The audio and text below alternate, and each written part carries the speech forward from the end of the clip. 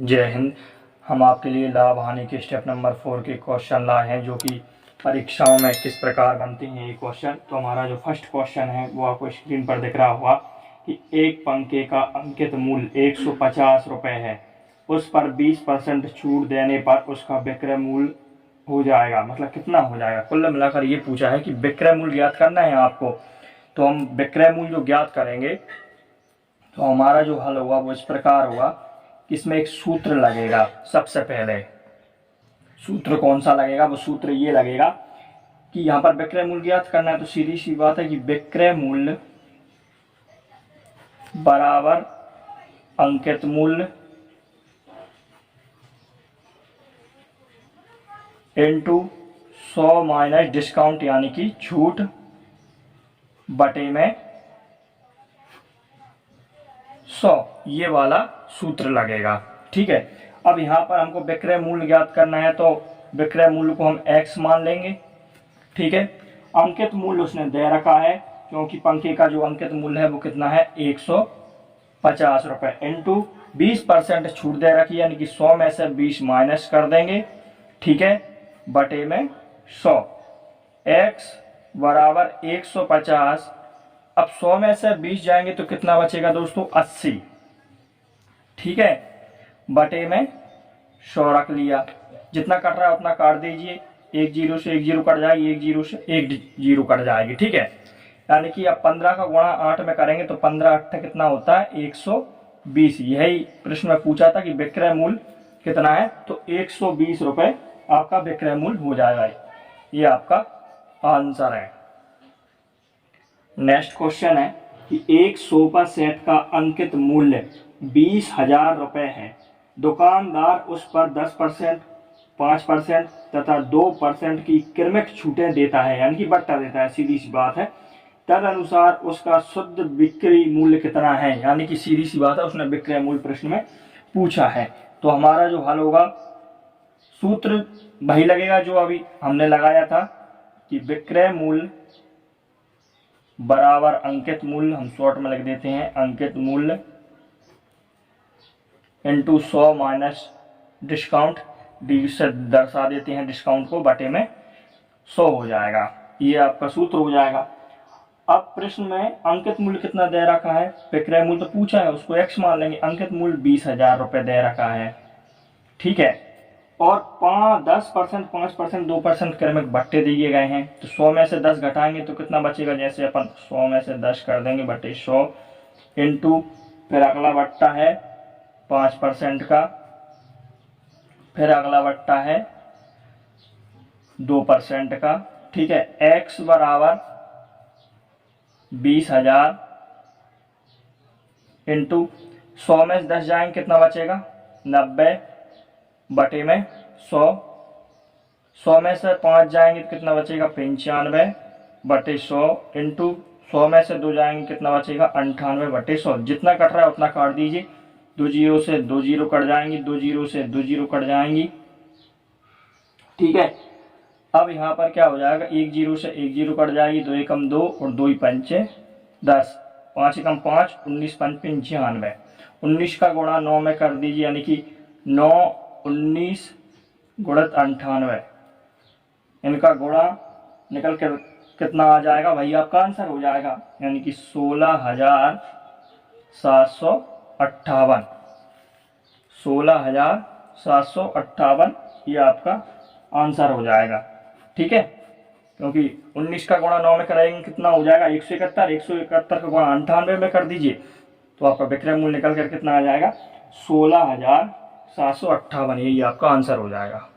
Next question है कि एक दुकानदार किसी वस्तु के अंकित मूल्य पर 10% छूट देने के बाद भी 20% लाभ कमाता है। यदि अंकित मूल्य 500 रुपये है तो उस वस्तु का क्रय मूल्य कितना है। अब सीधी सी बात है, अंकित मूल्य से क्रय मूल्य ज्ञात करना है। अभी हम कर रहे थे अंकित मूल्य से विक्रय मूल्य ज्ञात, अब हमको करना है क्रय मूल्य, वो भी अंकित मूल्य से। ठीक है, तो हमारा जो हल होगा वो इस प्रकार होगा। अब सूत्र क्या लगेगा, अंकित मूल्य और क्रय मूल्य वाला सूत्र लगेगा। तो अंकित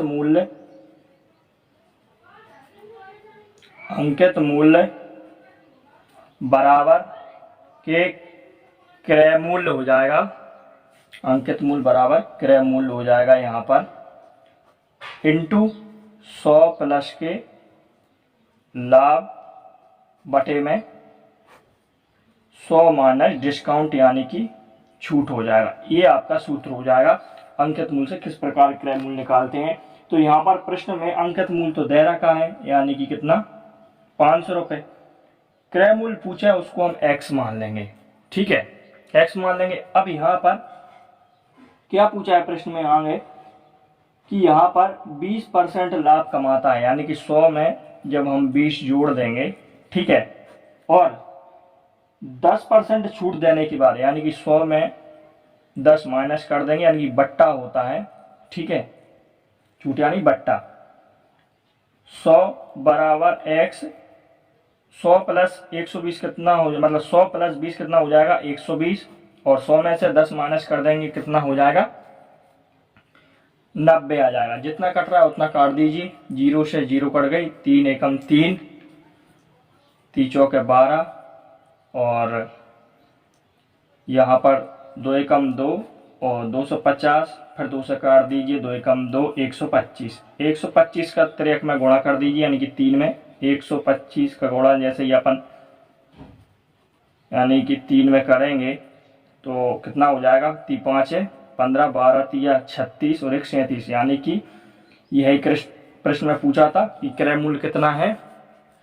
तो क्रय मूल्य निकल कर कितना आ गया 375, क्योंकि 3 में बराबर में गुणा करते हैं तो 125 का 3 में गुणा किया तो हमने क्या माना था कि क्रय मूल्य x माना था और प्रश्न में पूछा है कि क्रय मूल्य कितना है, तो क्रय मूल्य निकल कर आ गया 375। ये आपका आंसर हो जाएगा, ठीक है, ये आपका आंसर निकल कर आया कितना 375।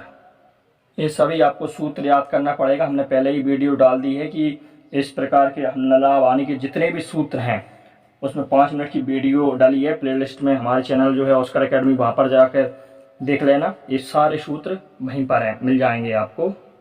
नेक्स्ट क्वेश्चन है कि एक ऑटो व्यापारी जो कार के अंकित मूल्य पर 12% छूट देता है और 10% लाभ अर्जित करता है, यदि सूची मूल्य 1,26,000 हो तो क्रय मूल्य कितना है। सीधी सी बात है, हमारा जो हल होगा वो इस प्रकार होगा, जो अभी सूत्र लगाया वही लगेगा कि अंकित मूल्य बराबर के क्रय मूल्य इंटू 100 प्लस के लाभ बटे 100 माइनस डिस्काउंट यानी कि छूट हो जाएगा। ये वाला सूत्र लग जाएगा।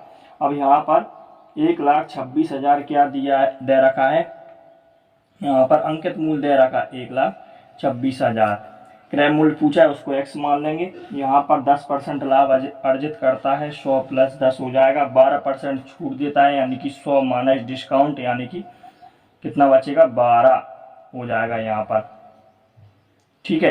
अब जिसके बाद 1,26,000 और x 100 में 10 जोड़ देंगे कितना हो जाएगा 110, 100 में से 12 घटा देंगे हम कितना आ जाएगा 88, जितना कट रहा उतना काट देंगे, 0 से 0 कट जाएगी, 11 कम 11, 11 8 88।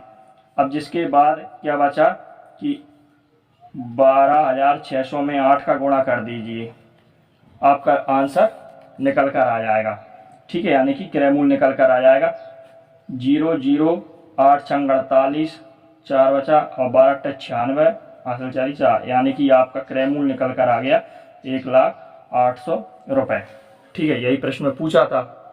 प्रश्न में क्या पूछा था कि क्रय मूल्य कितना है, तो हमने क्रय मूल्य कितना माना था x माना था, ठीक है, और x का मान कितना निकल कर आया 1,0800, यही अंक आपका क्या है क्रय मूल्य है, ये आपका आंसर हो जाएगा।